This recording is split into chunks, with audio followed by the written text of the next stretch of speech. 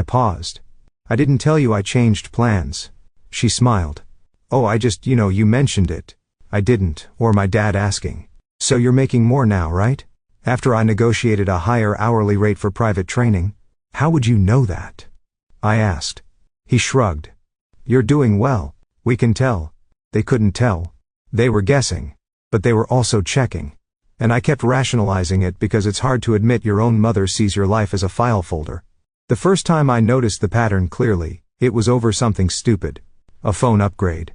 Jenna called me on a Tuesday afternoon, crying like she'd been cut off from oxygen. My phone is dying, she said. The screen is cracked, it won't hold a charge, and Kyle needs his for work. The kids need me reachable, I'm coaching. I said, what do you need?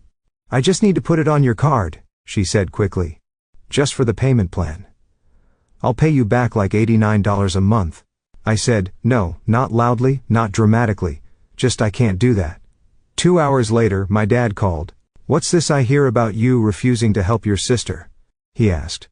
That sentence did something to me. Because it wasn't, is she okay?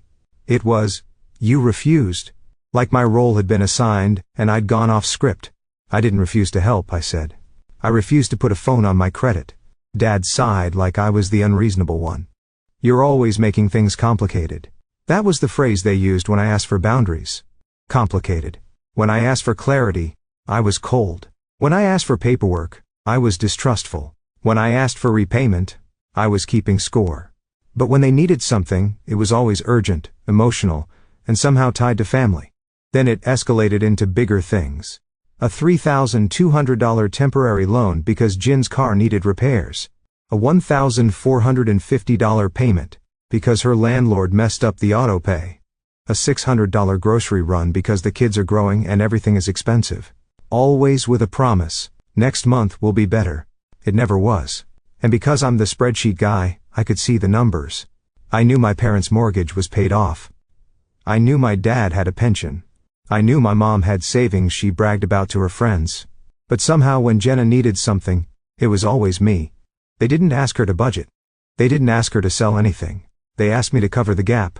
My gym clients would joke, Simon, you're like a therapist with gloves.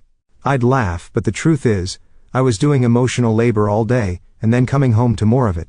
The thing that wore me down wasn't one big betrayal. It was the drip drip drip of entitlement. Like the time my mom hosted a family dinner and introduced me to her friends as our son, who helps us with everything. Not our son who coaches young fighters. Not our son who built a program just helps like I was a tool. Or the time Jenna posted on Facebook about not having support with a photo.